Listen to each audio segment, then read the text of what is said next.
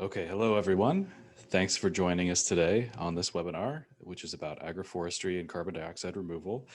It's being presented by the Institute for Carbon Removal Law and Policy at American University. My name is Jason Funk, and I'll be your moderator today, joining you from outside of Chicago. I'm working with the Institute and with American University as a fellow. However, most of my time is spent running something I call the Land Use and Climate Knowledge Initiative, which I founded in 2019 to promote more informed, cooperative, and charitable solutions at the intersection of land use and climate change. My task today is to help all of you become more informed about this important topic of agroforestry. And I plan to do that by staying out of the way as much as possible from our excellent lineup of speakers we have today. So first, before I get out of their way, I need to give you a few housekeeping notes. You will be muted during the presentations and your video will be off for the duration of the webinar. So we encourage you to write any questions you have into the Q&A tab that you'll find at the bottom of your screen. You can use the chat box as well for providing comments or asking questions. We will be recording this webinar and it will be available on the Institute's website shortly after the webinar, along with a whole host of other past webinars on relevant topics related to carbon removal. You can access these at the website carbonremoval, all one word, .info. So it's carbonremoval.info. Today's 1-hour webinar will explore agroforestry as a carbon removal method. We'll start with 3 presentations from our panelists on how the different types of agroforestry remove and sequester carbon and the risks, benefits, and solutions associated with agroforestry. Then we'll open up the floor for questions. So on behalf of all the participants, I want to thank our panelists for taking the time today to be here for this important discussion. And I want to introduce them now in order of when they'll be speaking. So first we'll have Susan Stein. Susan is the director of the USDA's National Agroforestry Center, which is based in Lincoln, Nebraska. The center staff lead, conduct, and support agroforestry research and technology transfer. She has been with the USDA Forest Service for more than 30 years in a variety of capacities, and throughout her career, Susan has worked with scientists and managers to communicate science-based information to natural resource professionals, landowners, and policymakers.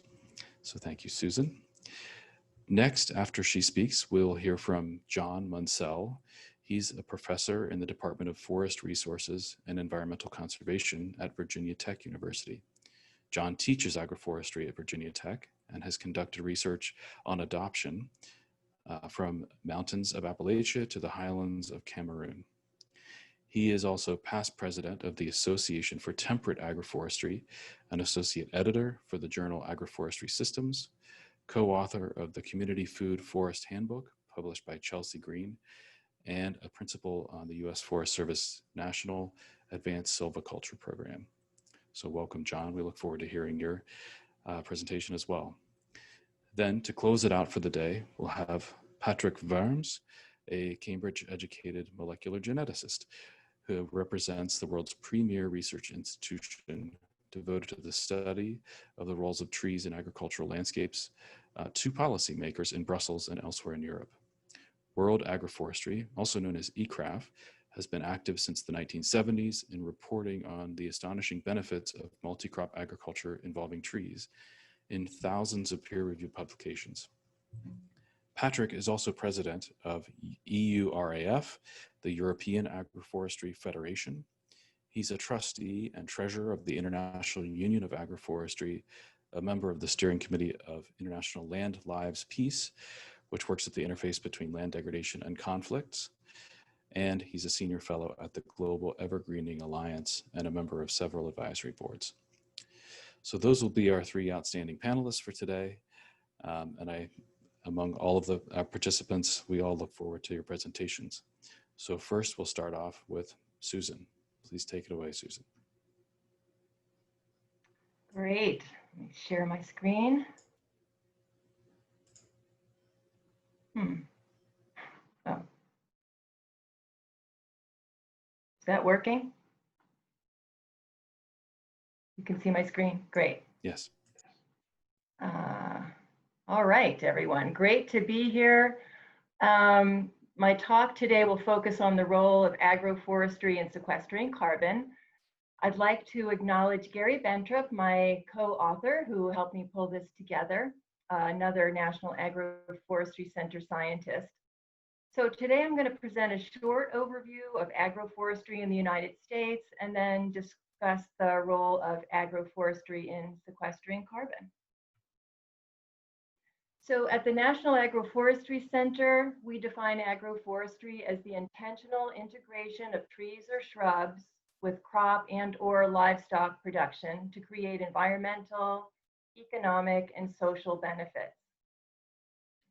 And we categorize all agroforestry under 5 different practices, and these are forest buffers, which are intended to buffer the impacts of annual cropping systems from riparian areas, alley cropping, where you're planting rows of trees far enough apart that you can grow other crops, annual crops typically. And by the way, in most of the systems I'm going to mention, the trees can be grown for protection alone, or for timber, or for nuts or fruit or other purposes. And that goes as well, oops, sorry, didn't mean to do that, for silvopasture, which is gaining a lot of attention internationally, and I'll mention that later. Silvopasture is managing the same piece of land for trees as well as livestock.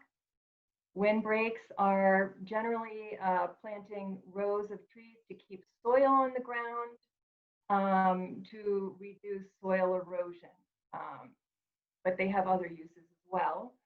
And forest farming involves cultivating edible, medicinal, or other kinds of plants under forest cover. And in many cases, these plants are plants that would naturally grow under that kind of forest cover. And so in this way, you're taking pressure off of the native population.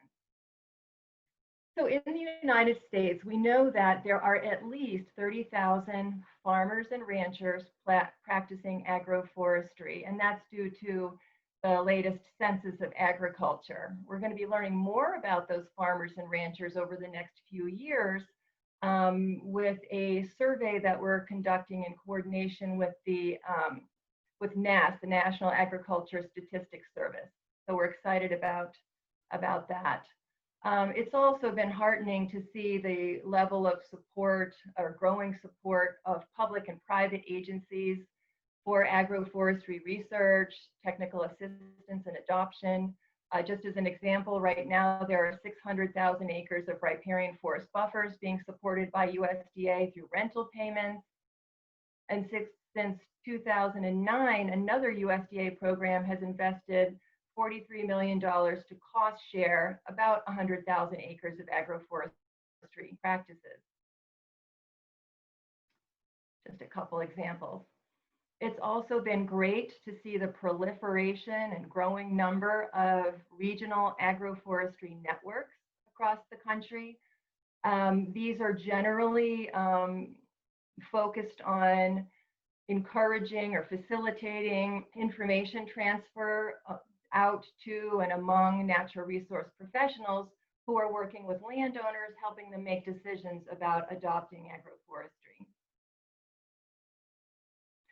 So I'll be talking about the ecological benefits, but I do think it's important to point out that there are many examples of agroforestry providing production benefits. And this table on the right lists 12 crops and the annual average, the average yield increase if you compare those crops grown in agroforestry systems with those crops grown in monoculture agriculture systems. And you can see it ranges from 6% for potatoes all the way up to potentially 56% for strawberries.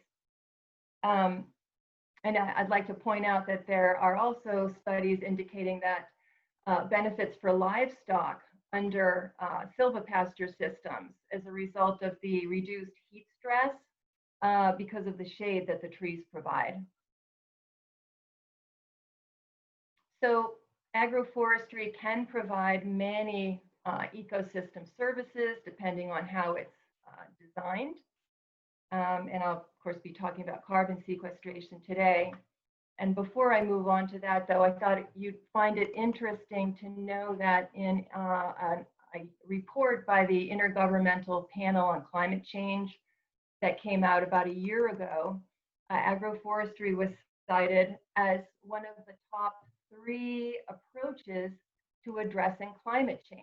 And it scored favorably in all 5 categories that they looked at, and those are listed across the screen: mitigation, adaptation, etc.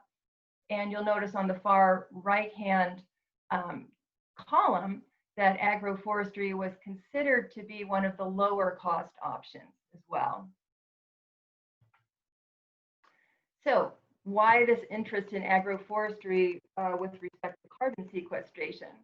Well, it kind of makes sense that trees have a lot of biomass, and they are perennial, so that biomass is retained. And that biomass also contains anywhere from 46 to 51% carbon, depending on the tree species. As a result of growing trees, the soil carbon is also increased through fine root production, rhizodeposition, and litter fall. And just to give an example of one study indicated that poplar and spruce alley cropping systems sequestered more carbon than annual monoculture systems. And in the case of poplar, that was 41%. I do want to say, though, that I don't want to come across as promoting agroforestry as the only tool. It's one tool in a toolbox of many potential approaches that can help to sequester carbon. So just to give an idea of relative potential benefits of agroforestry, I'm showing you this table indicating the range of potential carbon sequestration under afforestation of land that was previously cropland or pasture compared with other approaches. Now, of course, with an agroforestry system, you can have afforestation. You're also going to have some crops grown in that system. So the rates would be potentially lower, unless, of course, you were talking about a silvopasture system where you're combining afforestation with grazing management, which, as you can see, sort of got the second highest carbon sequestration rates. So I want to sort of zoom into one farm and a study that was conducted using a tool called Comet Farm that is available for anybody to use free of charge. It's a USDA tool. On one farm, the Mead Farm in Nebraska, when they compared conservation tillage only to conservation tillage and windbreaks, they found that over a 50-year period, the carbon sequestration rate was considerably higher when adding windbreaks into that system. And just another couple points about Comet Planner and Comet Farm, just so you know. Comet Planner is generally used to provide kind of rough estimations of potential greenhouse gas impacts of conservation practices, and it's can be applied to a lot of different conservation practices. And then Comet Farm is more site-specific, using spatially explicit data on climate and soil conditions. So I wanted to give an idea of the range of estimates that have been identified for carbon sequestration rates. This is a range of estimates for the United States, and you can see that those estimates can vary widely depending on the assumptions used to determine sequestration routes, which pools were included in the estimate, presumed project lifespans, and other assumptions. So there's a wide range. We really need better and more research in order to better estimate the current and potential contributions of agroforestry systems to carbon.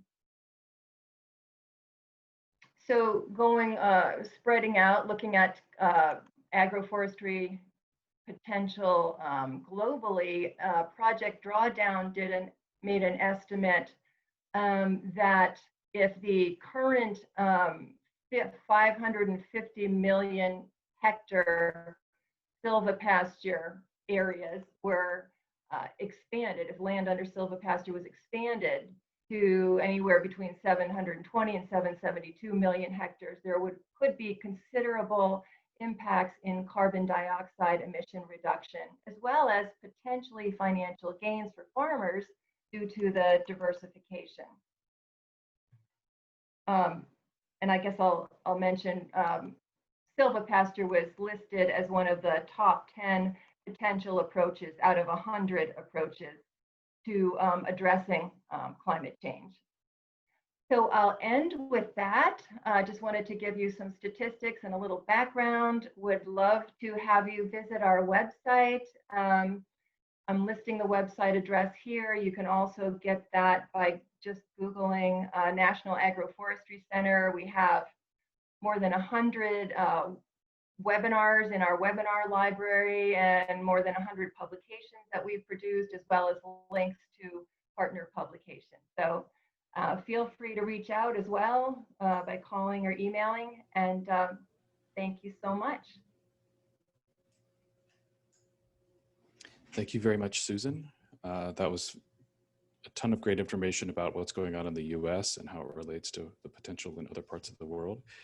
I believe we're going to hear from John next. So as he prepares to share his screen, just want to say thank you for enlightening us with that information. And I'm sure there will be some questions. I have a few follow-up questions. So once we get to the Q&A session, maybe I'll take the moderator's prerogative and jump in. Great. Thanks. It looks like John's ready to go now. Take it away, John. Thank you, Jason.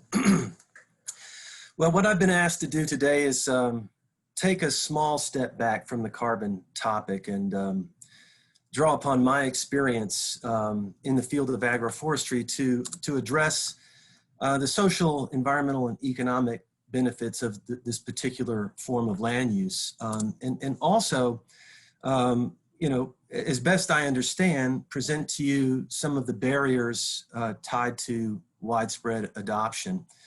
And in kind of concluding in terms of that discussion related to the adoption and use and implementation of agroforestry on our landscapes, I will offer some ideas. And of course, this is not going to be comprehensive by any means. There are many great ideas out there related to policies that could help overcome those barriers. But in the short time that I have, I'll offer a few. And really kind of the overarching theme of my presentation is what good is a land use technology if it's actually not used on the land? So I'll talk about some of the things that I've experienced and learned over the years being involved in the field. And hopefully that will inform an additional discussion and conversations related to the carbon topic. I often like to start my presentations with a story or a quote, and in this case I'll offer a quote from a student that was in my class in 2012 taking the agroforestry course, and midway through the semester the student raised their hand and said, I think I understand this agroforestry thing. If you can't do one thing, you can always do something else. And indeed, I think that's really kind of an important way to characterize agroforestry as a land use system that's based upon positive rather than negative feedbacks. And much of our kind of land use strategies, conventionally, historically speaking, they're very prescriptive and constrictive, and many times you're being told what you can't do versus what you can do. But agroforestry takes a different angle and thinks about the whole landscape and opportunities for production across that landscape and focusing in on the positive feedbacks. And that leads to then kind of a philosophical approach that it's not what one can't do, but what one can do. And that has some really profound implications in terms of addressing our socioeconomic issues and some of our ecosystem services needs, you know, in terms of land use production that provides valuable outcomes with respect to food and fiber, but also a whole host of other conservation services. And if we just look at the food and fiber supply issue alone, you know, thinking about agroforestry as an approach to land use that's based upon positive feedbacks, we are looking across the entire landscape for opportunities to produce. Match that against projections with respect to population. And by 2050, we're looking at an estimated 9.8 billion people on the planet. If you go out to 2100, that's 11.2 billion, and that's a lot of mouths to feed. So marginal areas and other land areas that, may be in the negative feedback system have been thought of as off limits. Agroforestry sees those as a positive opportunity to complement, production in some of our prime ag lands and other spaces, and realize some important environmental services in those areas as well. But we also have to keep in mind it's not just in rural areas. We often think about farming and forestry as rural, but agroforestry, because it's scalable, which is really one of its positive suits, can be shaped and formed and fashioned and implemented in small spaces in irregular patterns, which allows for it then to become relevant in our highly populated metropolitan areas. But it's also, not just in open spaces. So we think about farming, out in open lands, or a community garden in the open space in a city. But we're also talking about the opportunity to continue production beyond the wood line. So really, we're thinking about agroforestry, and it is a holistic, flexible, and creative production framework that's applicable on the whole farm, in the forest, in our neighborhoods, and in our city centers. And multiple benefits is an important term that's regularly used in conjunction with agroforestry, because indeed it does have a whole host of benefits in terms of food and fiber production. In many cases, through the combination of trees and crops on the same piece of land, you actually produce more biomass. You can direct that biomass into existing markets to enhance economic revenue for the producers, for the farmers. But in addition to that, we also have, because we're integrating perennial and annual species together, mimicking diverse ecosystems, we are enhancing natural capital. There's a lot of discussion about how much longer we have, globally speaking, to continue to produce food and fiber. Our soils are degrading. Agroforestry works in a direction to regenerate and maintain healthy soils, conserving soil. It addresses air and water quality and quantity. It has great biodiversity benefits, and yes, indeed, carbon sequestration through those perennial woody species that are integrated. It also strengthens social capital by networking across fences. It addresses land use from an ecosystem perspective, and those things don't end where we have maybe arbitrarily set up government boundaries or set up our fences from a property standpoint. So in many cases, we see networking and partnerships utilizing these practices and these strategies, to benefit communities and benefit farmers and their families. It also can increase human capital by reducing barriers associated with the land class production matrix. I mentioned this earlier, with marginal lands being in the fold as opposed to being excluded in terms of how we think about production. It can improve aesthetics and energy efficiency on farm and buffer operations through diversification and differentiation of products. So, land estimates in the US are that 2%. And Susan threw out numbers. Yes, indeed, there are 30,000 or so farmers that are known to practice agroforestry. But if you look at the overall number, it's roughly about 2% on average. Now, there's some states like Vermont where we have 7% and others where it's less than 1%. But across the board, we're looking at 2%, some form of agroforestry. So as I mentioned, all of these benefits, I mentioned this kind of flexibility and creativity that underpins the land use. Why are we not seeing more of it on the landscape? Well, just a few ideas I'll offer.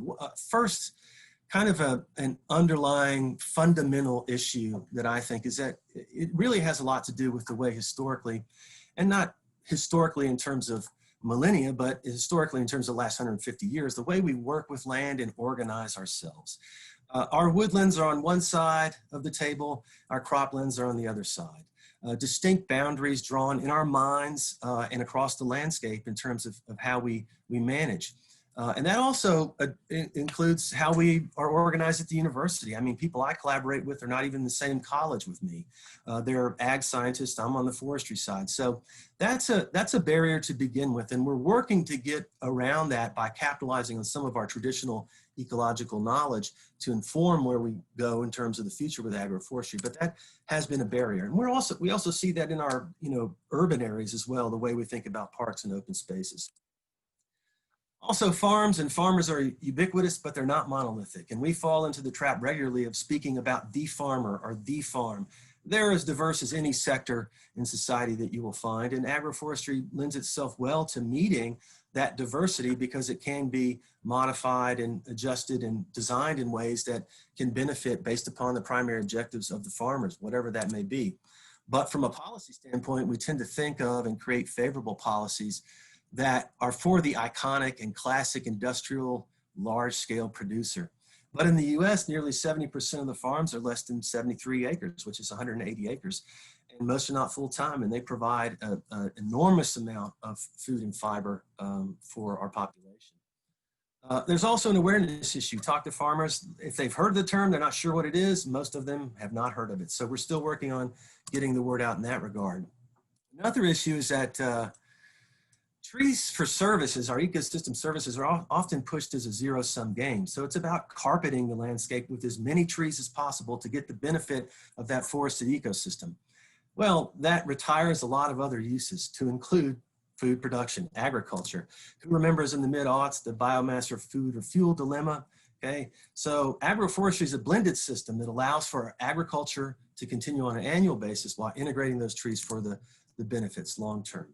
Talk to farmers, particularly large-scale ones. They're not necessarily philosophically opposed to agroforestry. They're just uncertain about how it will work within their kind of revenue-based system, often operating on small margins. But, you know, you talk to them about, well, what would cut through the confusion? Cash would. So, you know, developing policies that are centered around some of the ecosystem services that are provided to provide that cash at the outset while the long-term benefits are being realized is something important to keep in mind. Because this is really the key question. The time for return. How do we ramp up return around some of the conversions that are happening in agroforestry so that those farmers can realize those cash benefits earlier on, make that system work? The big issue really is risk, space and time. You're talking about taking a portion of arable land that can be in annual production, out of annual production, and then planting slow-growing perennials in there. So that percentage of land the farmer has to sit on, and there's risk related to that. Over time, they have to wait for some of the products that are conventional in agroforestry sense, such as fruit, nuts, our floral products, even some of the benefits like Susan mentioned, shade, you know, to enhance production for livestock. Well, the question becomes phosphorus, nitrogen. As we have here in Virginia, a water quality trading program that pays at the outset for those BMP, best management practice conversions, that helps reduce that time that is a benefit to the producer by that conversion. And what about carbon? Carbon can also be part of that conversation. And one of the policy approaches that's been discussed and I think is pretty interesting is a performance-based policy where there's some modeling done in terms of the potential sequestration of carbon or the potential sequestration of phosphorus, which would protect water quality, provide a portion of payment up front for that conversion, and then monitor the performance of that system. And a farmer has to manage for carbon just like they would for fruits and nuts. And that's tied then to mitigated externalities. The government pays an enormous amount of money to address some of those environmental problems associated with land use. This could come down and tied to that. There's some cost share programs out there long-standing that get perennial on the ground that farmers have taken advantage of. I can talk more about those in the Q&A. And then the innovation agenda, which just came out, is related to agriculture's own footprint in terms of greenhouse gas emissions. So there is an interest to try and cut some of that. Agroforestry could potentially play a role because there's not a lot of regulations, but there's information or interest in collecting data to better track that. And if we have trees on the landscape, we can measure them. Times are changing. Just as I close, I'd like to say that there's a generational change I see. There's a growing consciousness around ecosystem, agroecology, and the role agroforestry can play. We have media really building awareness, such as Manga Bay and Civil Leads have done articles on agroforestry. There's non-governmental efforts like Savannah Institute, Appalachian Sustainable Development. And there's even some private enterprise out there, such as Propagate Ventures, organizations trying to make this happen on the landscape to meet the needs of the producers. So that's it for me. Thanks for the time, and I'll turn it over. Thank you, John. That was great. I'm very interested in the way you talked about the potential for stacking up nitrogen and phosphorus credits or incentives alongside the carbon incentives. I've got a good friend in New Zealand who's doing just that with some land that he's allowed to regenerate in forest. And it's, you know, he's just seeing the carbon as the icing on the cake. There's a lot of money to be had in these various ecosystem service markets where they exist. Great, so now I'm going to turn it over to Patrick,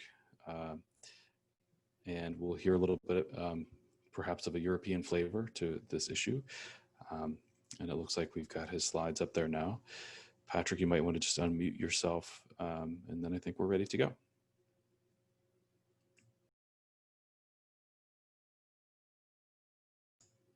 It looks like you're still muted, Patrick. There you go. Now we can hear you. And the screen looks good. Great. Well, I feel kind of embarrassed because the previous speakers have been brilliant and have covered everything that I was asked to cover myself. What is agroforestry? How does it remove and sequester carbon? What are the social, environmental, and economic benefits of it? And what are the barriers to more widespread adoption? Now, I've never been known to be a short speaker, so I have a lot of slides, but I promise to go through them very rapidly.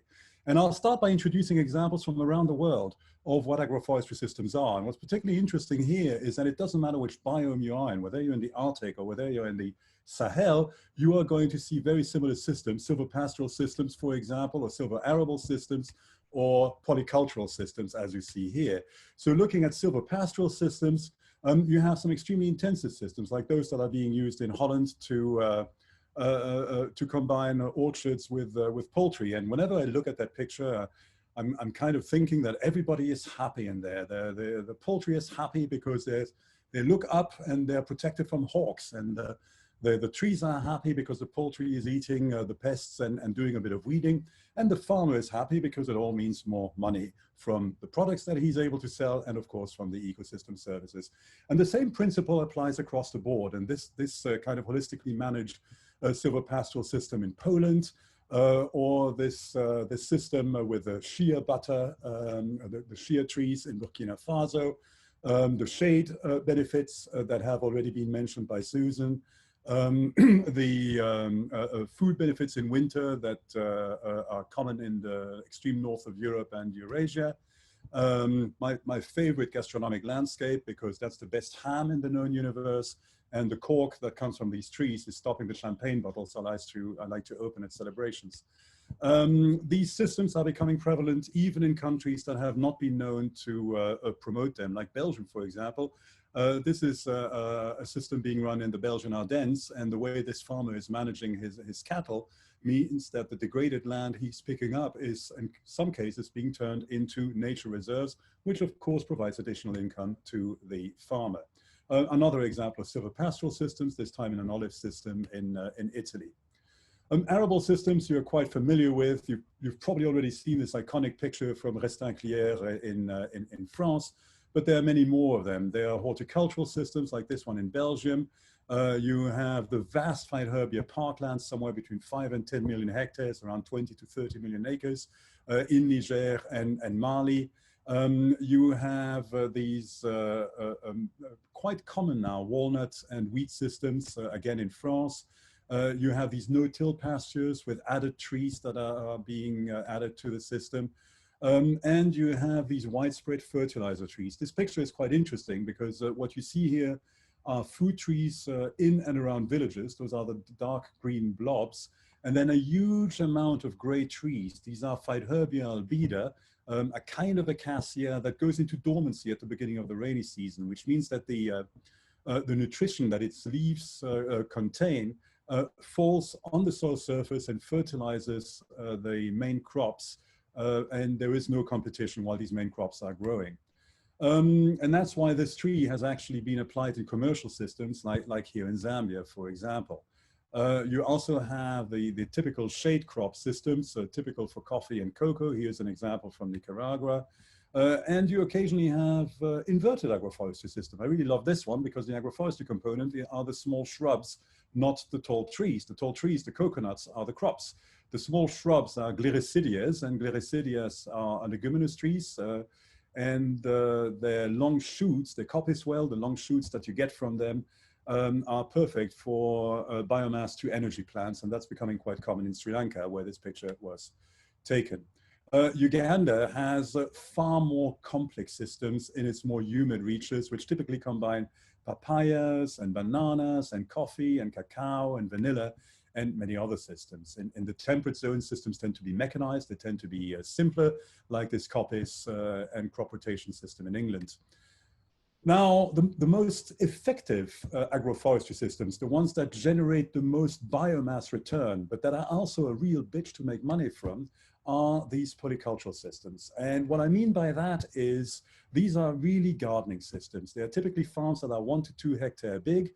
The farmer is producing anywhere between 10 and 30 products. And if you are the buyer and you go into a landscape like that, that means you have to deal with thousands of different farmers who in the aggregate are producing dozens of different crops to high heterogeneity of quality and quantity. And you've got to figure out a way of making money from that. And that's why these systems, which in biodiversity terms and in productivity terms are so fantastic, are beginning to collapse around the world because we haven't figured out how to make them work in a modern world that demands homogeneous quantities, homogeneous qualities, and one single processing facility per buyer. We've done some work in applying those systems to commodity crops like oil palm, and I'll be talking about the results we're getting from those a little bit later. Adapting these systems to the need of particular farmers is something that we at ICRAF spend a lot of time doing, and then beautiful work has been done on this in Brazil with dozens of different agroforestry designs that are done on a completely holistic basis, a little bit like Propagate Ventures operates. So the scientists and the advisors will spend time with the farmers to try to understand what their short, medium, and long-term objectives are, how important money, how important returns, how important aesthetics, how important social, etc. are in these objectives, and then design things that are going to deliver those benefits. Some of these systems are highly traditional. These milpa systems in Central America have been keeping high population densities well fed for centuries already. Some of the systems are innovative, simply adding fodder species into cereal systems, like here in Kenya, allows you to rapidly increase your milk productivity, which in the case of a poor farmer like this one, has an impact on the nutrition of their children, but in the case of richer commercial farmers, has an impact on the money that they can make. So, what exactly is agroforestry? And Susan gave us the USDA definition, and Europe has its own definition, and India has its own. And they kind of overlap, but they're kind of a little bit different. And for me, agroforestry is really in the same class as hardcore pornography that was famously described by Supreme Court Justice Potter Stewart in 1964 as being something that could not be really defined, but that was recognizable when you see it. And agroforestry is exactly the same thing. If you are in a productive landscape and it has trees and something else in it, it almost certainly is a form of agroforestry. And that means that if you take this kind of broad view, and in this case, my colleagues here took the view that any kind of agricultural land with more than 10% tree cover was agroforestry, you find that over 40% of land around the world already is under some form of agroforestry, and that the proportion of that land is rising on all continents, which is, of course, great news. It's been around.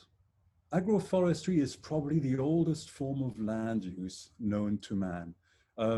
We say that because we found evidence now that the fig tree, which is a great agroforestry tree if you happen to be in the Middle East, was domesticated over 11,000 years ago. And we see signs of this anywhere. In the European Agroforestry Federation, we have a member who loves digging out art about agroforestry. And here's a mosaic of agroforestry systems from Roman times.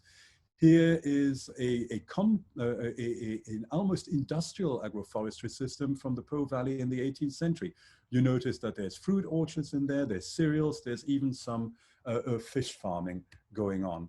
You have beautiful examples from the highlight of Impressionism and Pointillism, and when photography became widespread in the 1920s, you had aeronauts that went and took pictures of these kind of bocage systems around Europe. Now, I've no idea how much time I've taken, Jason, and feel free to interrupt me, but I was also asked to look at agroforestry and climate change. And here, as we all know, we have a problem. The way we've dealt with the problem so far, which is to have big international agreements and talking shops, have not delivered any successes whatsoever. The greenhouse gas emissions keep on rising, and the emission keeps on accelerating around the world, no matter how many COPs we have. And looking at it from this perspective is probably even more scary. This is a logarithmic scale. This is a table that was published last November in the Financial Times. And it simply looks at the emissions per decade of a number of countries, starting with the industrialized ones on the left and finishing with the newly emerging ones on the right. And by newly emerging, I don't mean China or India. I mean places like Sudan or Ghana or Afghanistan or Panama or Honduras. Each and every one of them is getting its carbon fix, because carbon is such a fantastic way of powering your economy. Now, I've seen the figure, 9% in the US comes from agriculture. It depends on how you count, but roughly between 20 and 30% of all greenhouse gas emissions in the world come from land use change, and forestry. And it may even be higher, because this particular figure, for example, does not take carbon dioxide emissions or removals from agricultural soils into account. And the more we study soil processes, the more, of course, these processes are becoming important. So is it time to panic? Well, you might think so, because there is no silver bullet to this problem. But thankfully, there is a magic pizza pie. And drawdown's already been mentioned by I think, both previous speakers. And drawdown has done an extraordinary service to the world community by trying to estimate what would happen if everything we could do was actually done. And if everything we could do in land use was actually done, we would actually find out that it's far more important than these four measures, which are the ones we tend to think about when we talk about carbon friendly technologies. The ones that are connected to the way we use land are far more important than, on their own, if the drawdown figures are correct, and if the entire world decided to follow these recommendations, would be worth around 200 parts per million. That would get us right back down to before the levels we were at before industrialization actually started. So the promise is here. We can solve this particular problem. And of course, that's been recognized by a number of institutions. Susan already showed a chart from the IPCC. Here's another one that says exactly the same thing. Basically, agroforestry rocks if you're interested in climate change. The reason for that is absolutely obvious. The more complex you make the landscape, the more biomass productivity you have. And the more biomass productivity you have, the more useful production you have in terms of biofuels or timber or food, but also the more useful production you have in terms of storage in biomass and storage in the soil. So the logic of agroforestry as a carbon storage machinery technology is obvious to all. The difficulty comes when you're trying to estimate exactly how much it's worth. Here, for example, is a study that comes from 2013 from the Flemish Institute of Technology, and they took what I consider to be relatively conservative estimates of the drawdown potential of arable and silvopastoral systems, and they came to the conclusion that this might be worth about a third of all emissions of the European Union from all sectors. That's clearly enormous, and if that's true, it would be transformative.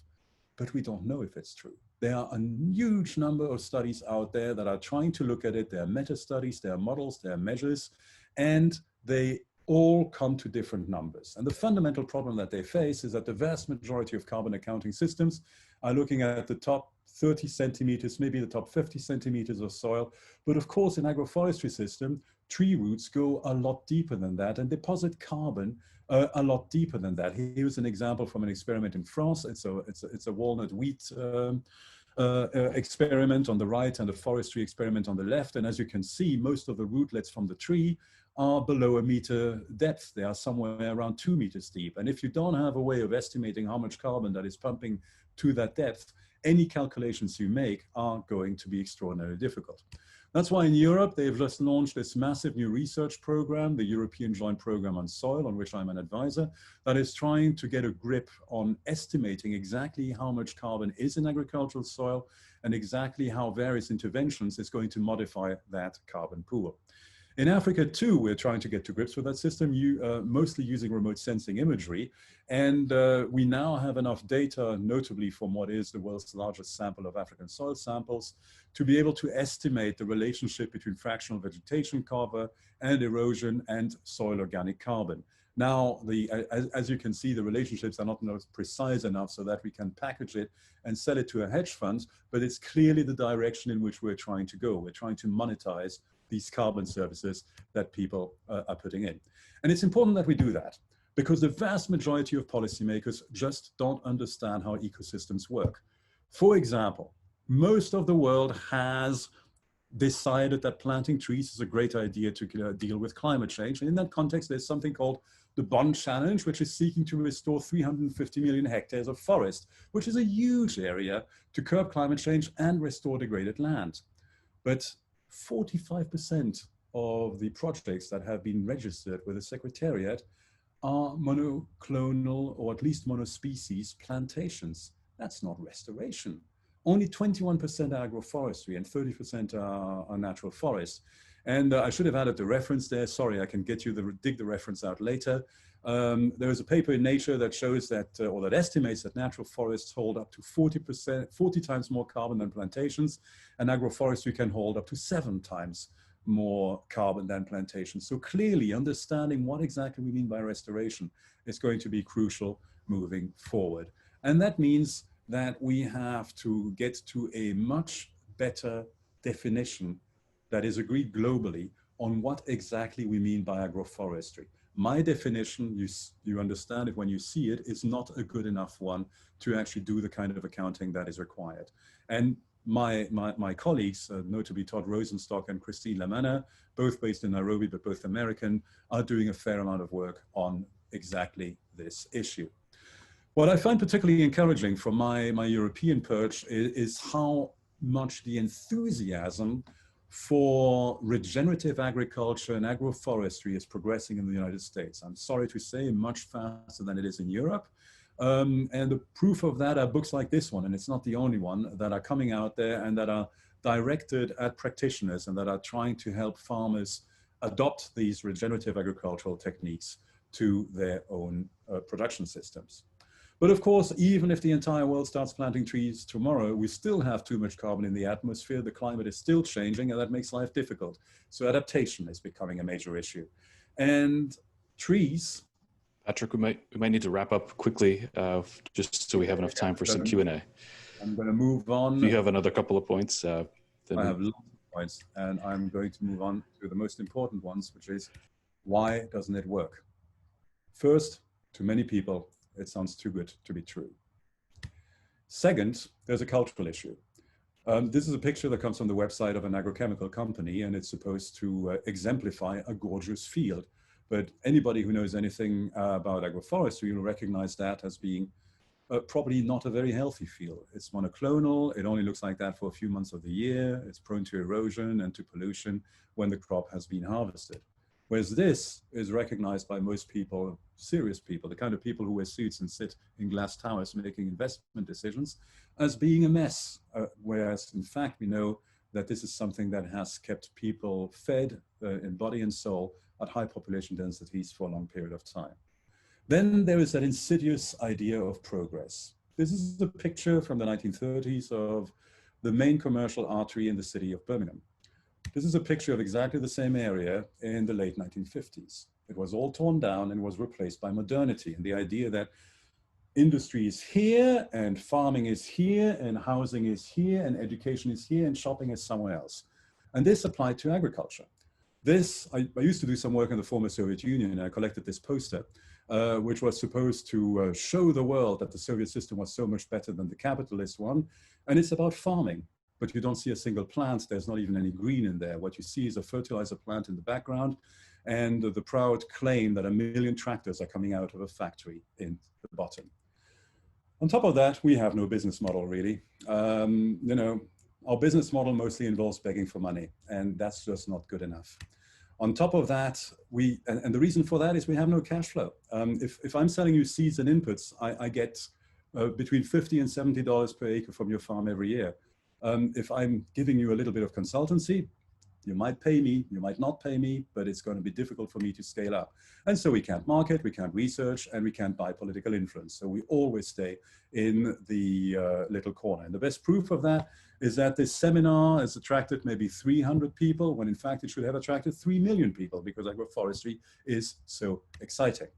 Finally, there is this feed the world narrative. Oh my God, we're going to be 11 million people, billion people, again, we're going to feed them all. We need calories. We need calories. And who subscribes to that? Who designs that narrative? The people who sell and manufacture the inputs, the people who process and trade and retail. And the politicians, they don't know any better, so they subscribe to that. And so everybody's focusing on global calorie production. And that means we need better seeds, we need more GMOs, we need better fertilizers. And then after that, we deal with the negative externalities, but really let's focus first on producing the calories. And this is insidious because it even infects people who should know better. For example, the Bill and Melinda Gates Foundation. Then there's our marketing. You were saying, John, that most farmers haven't heard of agroforestry. If only the problem was so simple. Not only does this kind of industrial farming describe itself as traditional agriculture when it is anything but our kind of farming has 1,000 gurus, each using their own little word to describe their own tiny variation on an agroforestry system. My personal favorite is farming God's way. That one's from Zimbabwe. Then we always forget that people have aspirations, right? If trees are seen as a way of making miserable people poor, it's not going to work. If trees are seen as being miserable people rich, it is going to work. Yet how do we market ourselves? Usually like this, right? What this image says is agroforestry is great because it allows you to have a smile on your face while you carry a heavy load on your head. This is not a way of promoting this transformative technology. This is a way of promoting this transformative technology. I found in regular meetings in African villages under the village tree that if I show people this, they get it. Right, the white man, the rich man, he's doing it. That means I need to become interested in this too. That's it. I have a lot more. Notably, I was going to talk about governance, but Jason, I guess you don't really want me to get there. Sounds like you have enough material for a whole hour, but I know that we want to give a little bit of time for questions, and there are some popping up now that I can begin to read off. We may have time for just a few of them. There have been a few practical questions come in, so questions about for very young plantations, how long does it take before we can begin to introduce livestock? How much do the species matter? Some of these are directed more toward John. And then we have some higher level questions as well, but maybe I'll just lead off with those two for John, and then we'll pick up a few more from there. Well, you know, ecosystems vary and tree species and their growth rates vary within the variations of ecosystems and you know, site quality and those types of things. It does take time. I mean, if you just want a rule of thumb in terms of establishing trees in a pasture at low densities before you can actually integrate livestock, well, it depends upon the livestock as well. You know, cattle livestock is going to be more likely to damage a tree later in its growing stage than, you know, a ewe or a goat of some sort, smaller ruminant. But, you know, we tend to think about 7 to 10 years or so, actually. So, you know, going back to that slide regarding kind of that risk period, there is an investment made, there's land taken out of production, and the producer is wondering, you know, how long do I have to wait? What are the kind of protective measures I need to put in place before I start to see some benefits, you know, be they products that can be sold or some of these other kind of microclimatic benefits in terms of shading and livestock production. But 7 to 10 years is kind of what we look at. Now, there are rotational grazing that can occur such that you know, are already on some kind of moving, shifting pattern with respect to grazing that can be beneficial or be better part of the system. But yeah, I mean, it does take some time, and there are a variety of other techniques. I mean, you put fences and tubes and those types of things, but some people say plant in high densities, and there's only so many stems that the livestock will be able to damage before some of those leaders take over and you know, achieve some sort of crown and canopy status such that they're protected from that damage. But there is a time lag in that regard. Now, some silvopasture work in the United States has been converting existing stands by thinning to a residual density where there's enough light that reaches the forest floor to then establish a forage base. And that's kind of a popular way because you can get a silvopasture in quick order. And rather than liquidate your forest, you're actually maintaining that canopy. You're just reducing the density and integrating all into that system. So it's kind of a reverse of the other form of establishment. Very interesting. Another branch of questions also relates to some practical implications, particularly about mechanization. So there's a question that's about the fact that this may pose some challenges for mechanized agriculture, although that form of agriculture tends to work best for large scales. And so the question is around, how do we fit this in for small scale agriculture alongside the idea of using mechanized approaches? Is that a challenge, or are there some advances that maybe people don't know about yet? I can take that if you want. Yeah, I mean, looking at systems in Europe and across the developing world, it's obvious that you have agroforestry systems that can be mechanized and can be done by hand. There are no principal limits to the size of an agroforestry system. You have extremely large arable agroforestry systems in the former Soviet Union using windbreaks, and in China, in Henan province, using mostly Paulownia, but other tree species. And of course, they are fully mechanized systems. But what's always interesting is that often the most productive systems, if the thing that you're most interested in is ecosystem function, soil function, and biomass productivity, the most productive systems tend to be the smaller ones. The most innovative approach to this problematic I know of is what's called syntropic agriculture in Brazil, where machinery is being developed to specifically deal with what is a multi-strata agroforestry system that evolves strongly and whose species composition changes strongly over time. So there are people who are working on mechanizing even those more highly productive systems derived from home gardens or polycultures. And just to follow up here in the States, I mean, that's with our, as I noted, the kind of iconic large scale industrial agriculturists. You know, we say, okay, well, we can create an alleyway in an alley cropping system that's 18 feet wide or 24 feet wide, where the boom on some of their equipment, you know, can be upwards of 50 feet wide for their combines and such. And so, you know, you see that iconic image that Patrick shared from France, and that's not even wide enough for where we are with respect to some of our large scale industrial mechanization today. Yeah, and that is actually an issue because the size of equipment keeps on growing over time.